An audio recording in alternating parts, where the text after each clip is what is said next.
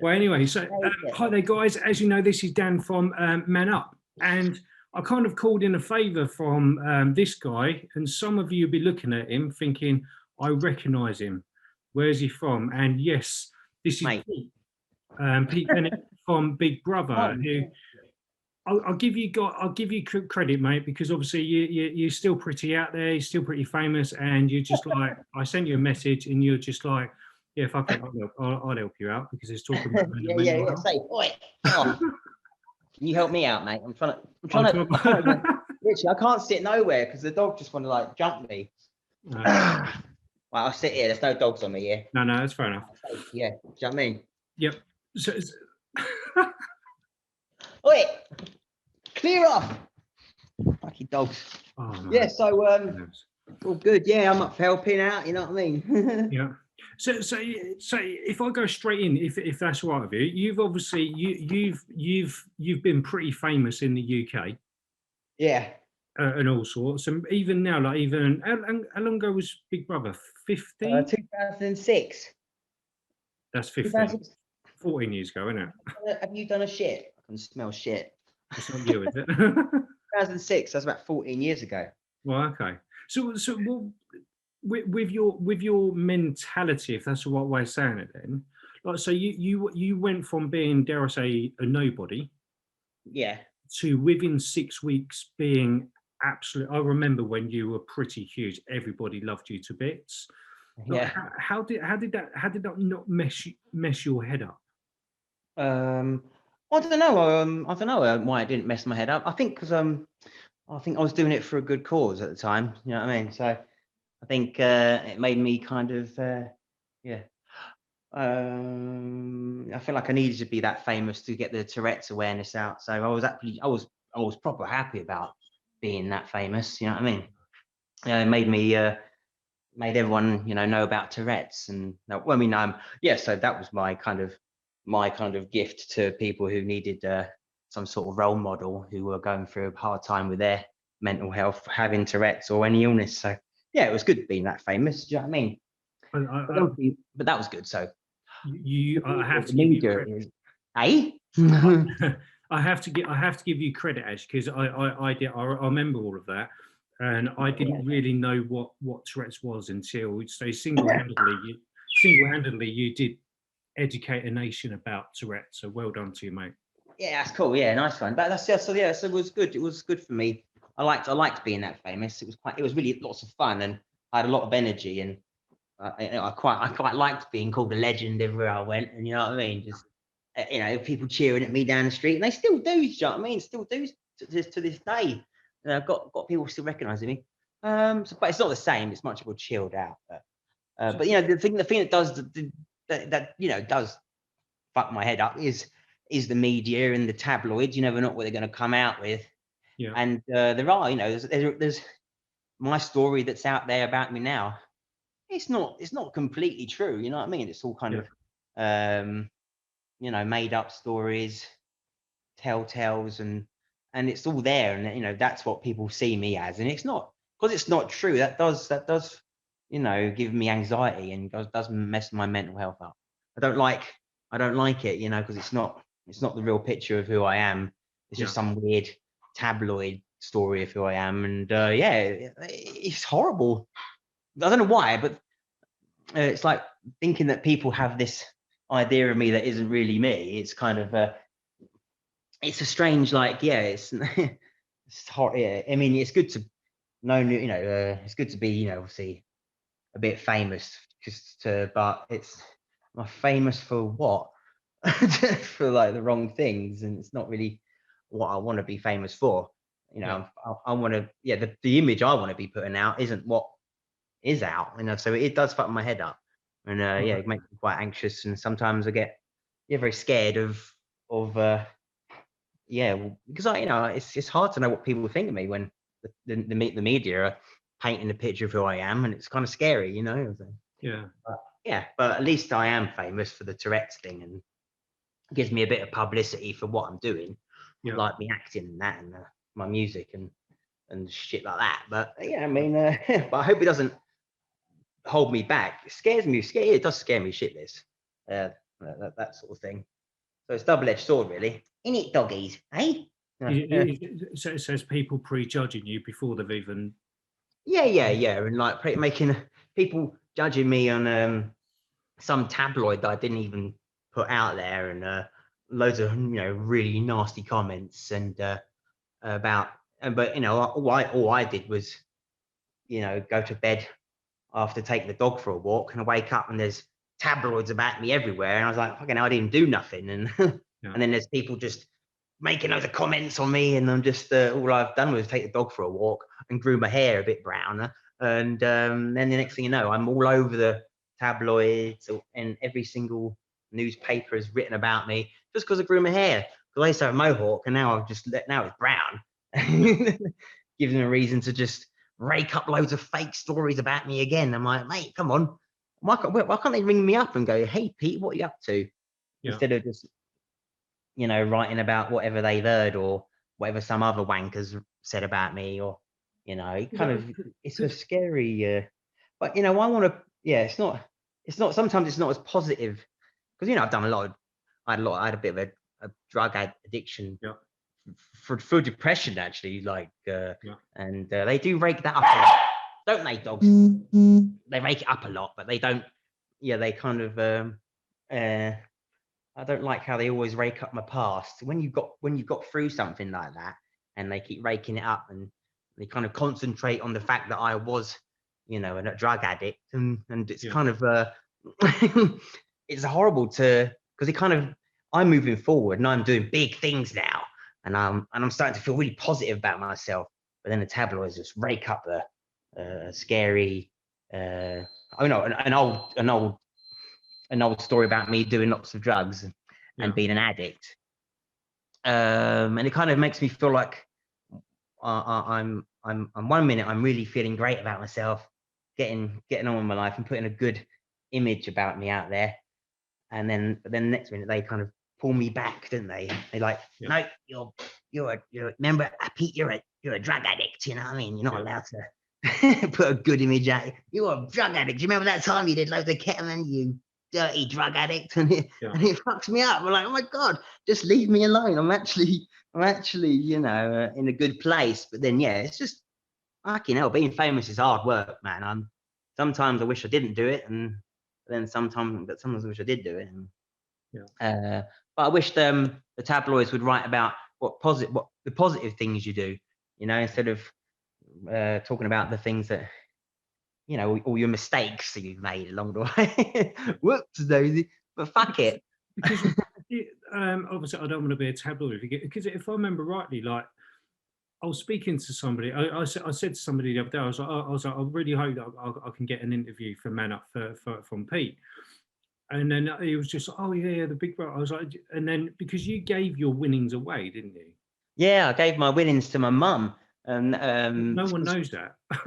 I know. You know what? And you know what was in the papers like recently? It says Pete spends all his winnings on drugs, and that was literally in the Daily Mail, and that spread like wildfire. You know what I mean? So what I'm saying is like, I went one big brother to get my mum the money to pay off her mortgage in France. She looked after me when I was a little boy.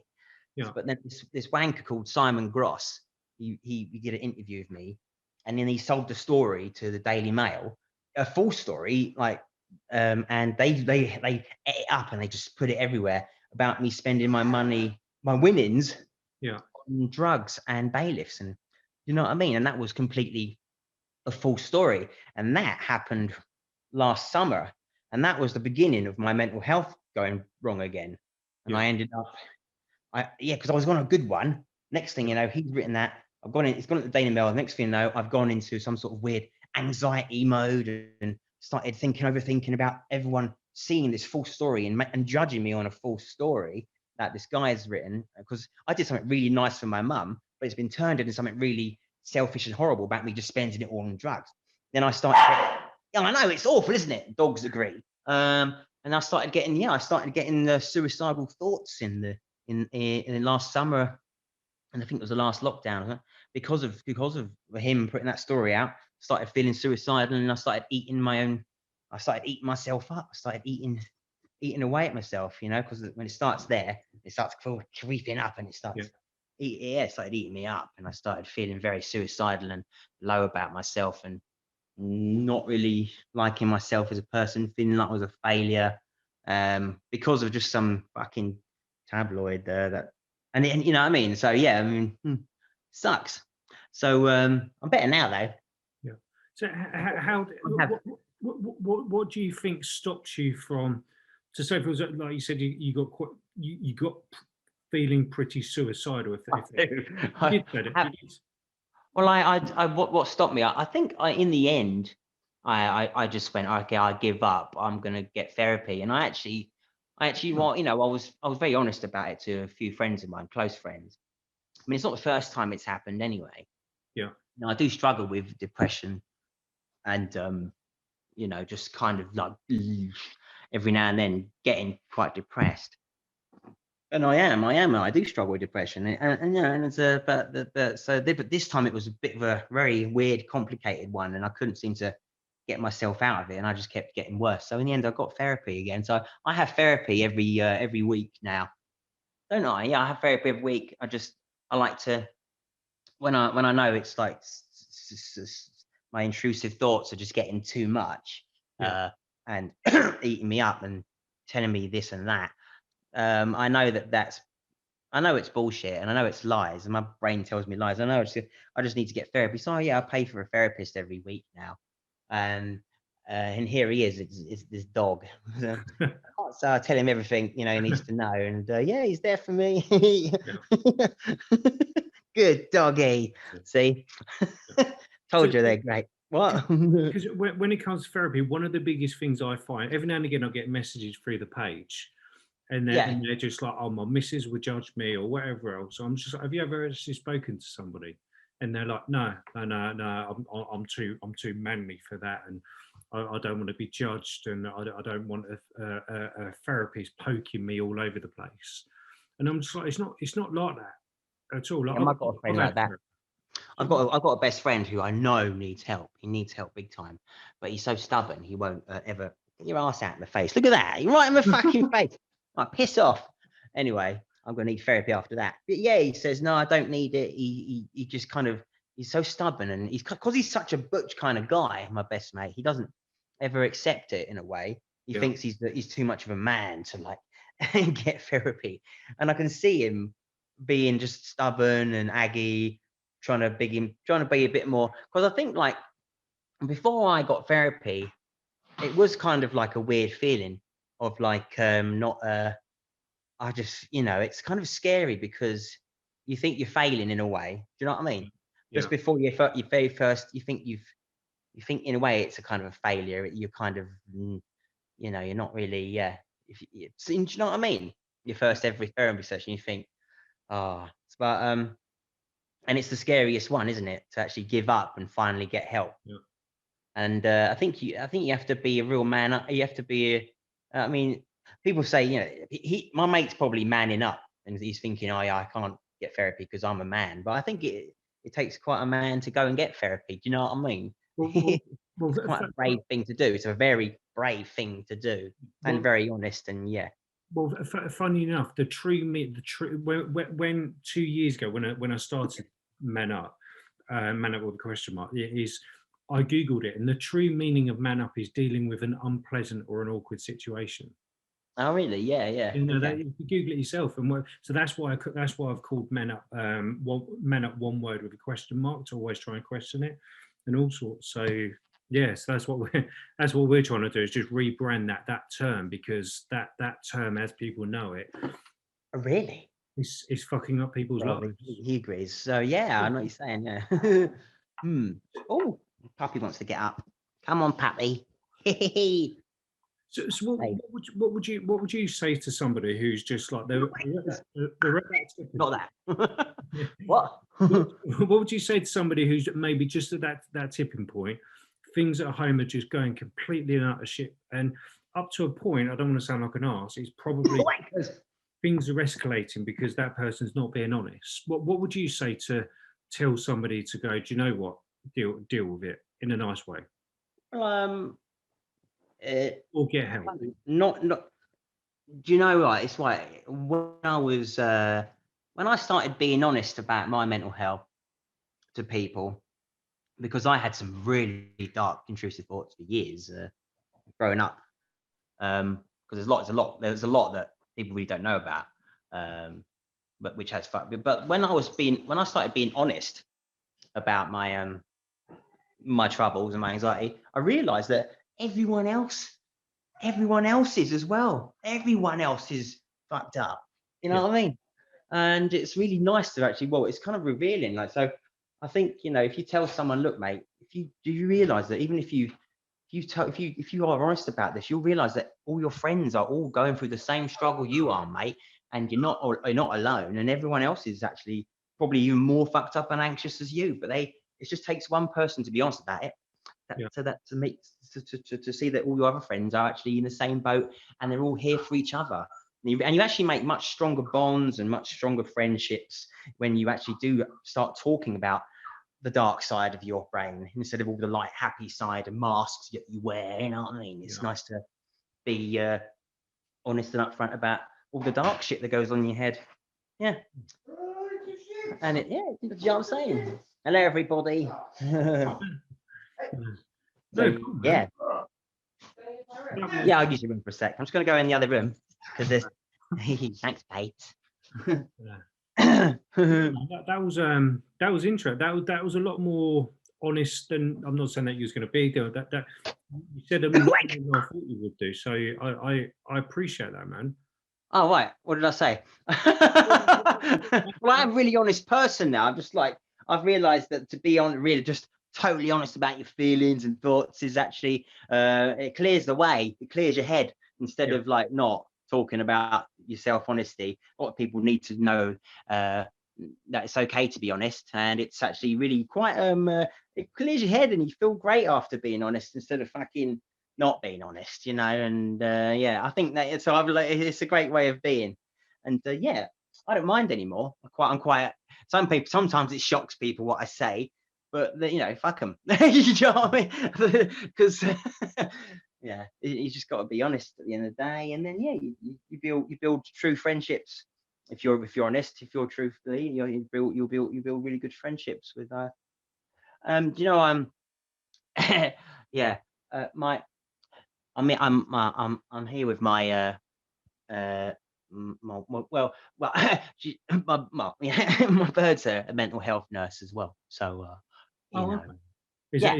that a free therapist? Well, yeah, I'm gonna be as mental as I want, and it's totally acceptable. Do you know what I mean? I think because I've got to go in a minute, but I think that's the key, though, isn't it? It's just surround yourself with people who support you. Yeah, exactly. If somebody's, because I did when I started talking about depression and my own demons, dare I say, there was one of my mates. He was like literally like a brother. He was just like, oh, you don't admit to all of that, and that literally I didn't realize until he pissed off that he was one of the people who was holding me back. Yeah, it's the worst feeling. I mean, I've been around. I'm not going to people when through some of the worst stuff that was going on in my head. When I literally was eating me up, and I had to confess to someone that about what was happening in my brain, what I was thinking. You know, these intrusive thoughts that were really fucking me up and making me want to commit suicide. I remember I've confessed to, let's just say, the wrong person, you know, who I thought was really close to me. But as soon as I confessed about what was going on in my head, it made it even worse because they didn't understand at all, you know. Because some people have fucking lives of Riley and they grow up and they just got, you know, it's just, you know, it's just made for them. They got a nice life, they got no dark thoughts or been through any trauma. So if you confess to someone like that, it can make it even worse because they ain't got a fucking clue what it's like to be fucked up.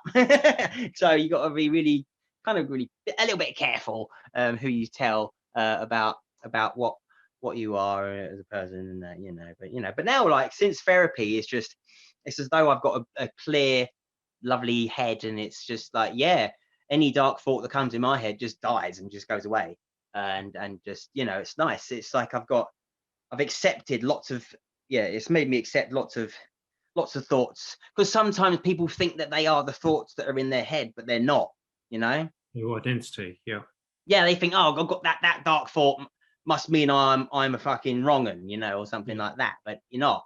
It's just the cards you've been dealt in life, which make you, which kind of make you have these thoughts and that stuff and trauma and stuff that kind of make an imprint in your head. But that's, and you know, but it ain't you. You're not.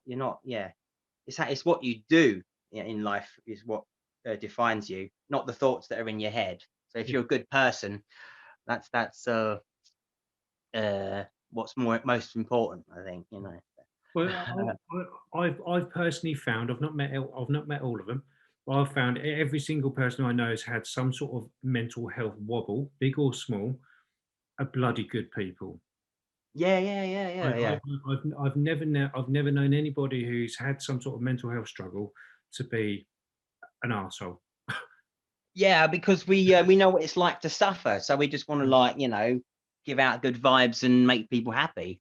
Yeah. And even mental health nurses, they have real big struggles too, and that's why they are good at the job they do. Do you know what I mean?